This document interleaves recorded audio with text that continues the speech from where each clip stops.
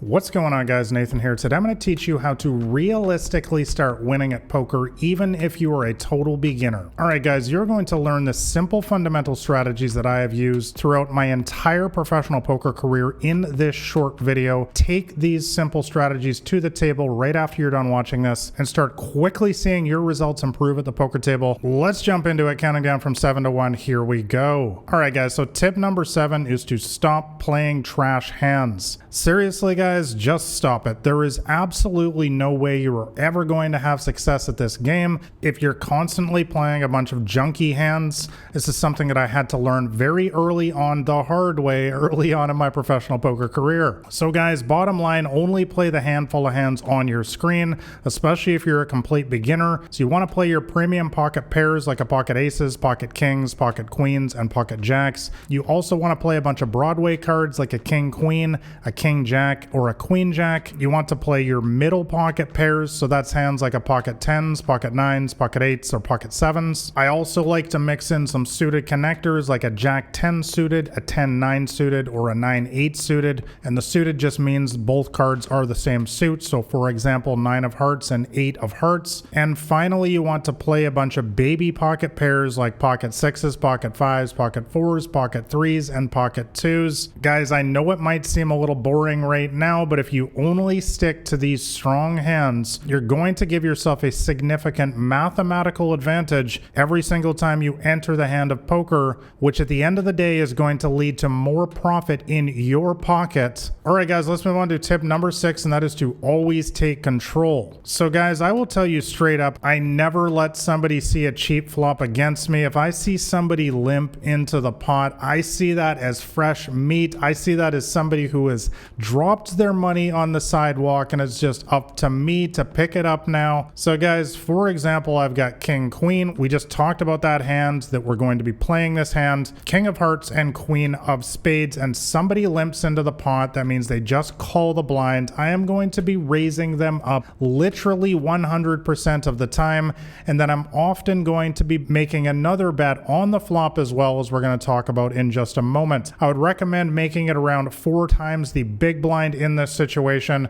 So just as an example, if you're playing in a $1, $2 game, the big blind in that game is $2. So 4 times the big blind would be $8. And I should mention that I will add 1 big blind per limper. So if there's 2 limpers in the pot, I will make it 5 times the blind. If there's 3 limpers, I'll make it 6 times the blind, and so on. Guys, bottom line, always take control of the pot pre-flop, whether you're the first person in or somebody else has limped already. Let everybody know at the poker table that you are in charge of this hand and that they're going to be a guest in your pot, and you're going to have a lot more success at the poker tables. All right, guys, let's move on to tip number 5, and that is to always fast play. Now, I literally wrote an entire book on this. It's called Crushing the Micro Stakes. I will link that up in the description below. But guys, basically, I never let somebody check behind when I hit the flop. If I have hit any kind of strong hand on the flop, I am going to be betting big, and we're also going to be betting big on the turn and river as well, as we're going to talk about in a sec. So let me give you an example once again. You've got ace, jack, ace of diamonds, jack of spades, and somebody limps in the pot. Well, you already know what we're going to be doing in this spot. We're going to be raising it up, of course. So the flop comes down with a jack of diamonds, 4 of hearts, and 8 of spades.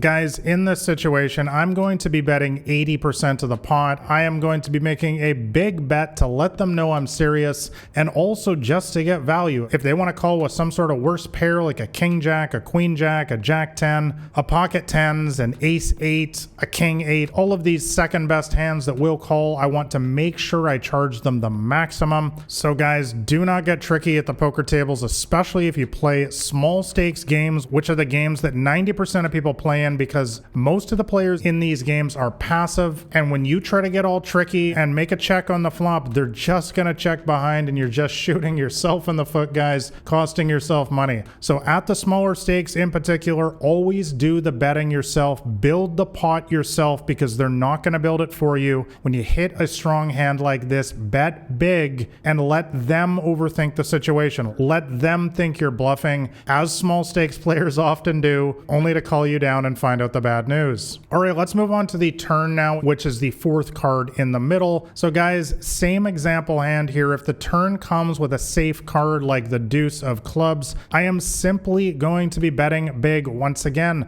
I think you guys can already see a pattern here. I do not mess around at the poker table, especially against beginner level players. When I have a strong hand, I am just going to hammer on them consistently and make them pay the price. And so I'm going to be betting 80% of the pot here again. So if the pot, for example, is $100, I'm betting $80 here. All right, guys, let's move on to tip number 3 now, and that is understanding how to fold versus tight players. So guys, one of the most difficult things for beginner poker players in particular is learning how to fold a really good hand. These are some of the top situations that I run through with my students on a daily basis that they have the most difficulty with. And let me give you an example right now. So you've got ace king, ace of hearts, and king of spades. You raise it up before the flop, of course, as we already talked about, and a tight player calls you. So tight player here, we're not playing against a recreational player. We expect them to only be playing strong hands. So let's go see the flop now of the ace of clubs, 5 of diamonds, and 4 of hearts. You bet they call. Not a whole lot of deep strategy involved here. We have hit top pair, top kicker. This is a spot where you just want to bet for value against this player, but they call. So the turn comes down with the 7 of spades. You decide to make a bet again, once again for value. We have top pair, top kicker on this board, and they raise. What is going on here, guys? Well, this is the spot where the alarm bells need to be going off in your mind, guys, because a tight player in today's games,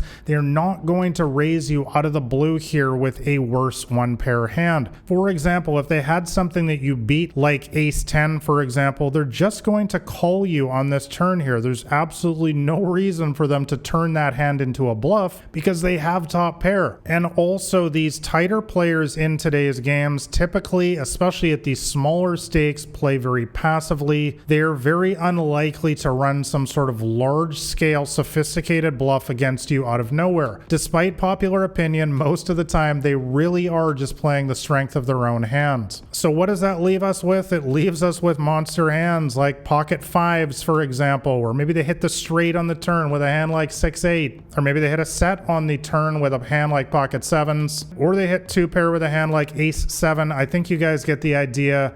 Bottom line here, guys, when a tight player like this raises you on the turn or river, which I call the big money streets in poker, they're almost never messing around. They are representing something that absolutely crushes your one pair hand, and the most profitable play for you at this point by far is to simply fold your hand. All right, guys, tip number 2 is to learn a proven system. Now, guys, this was the true game changer for me early on in my professional poker career, is learning how to play specifically a tag, tight, and aggressive strategy. And the beautiful thing is today, guys, you do not need to figure it out all on your own. In fact, I have written an entire 60-page free poker cheat sheet showing you exactly how to play a tight and aggressive strategy, and I'll put that as the top link in the description below. And this is going to teach you what hands to play, how much to raise, when to bet, and so on. Guys, bottom line, it is very important, especially if you're just starting out in poker, that you learn the proven methods to win, especially in small stakes games.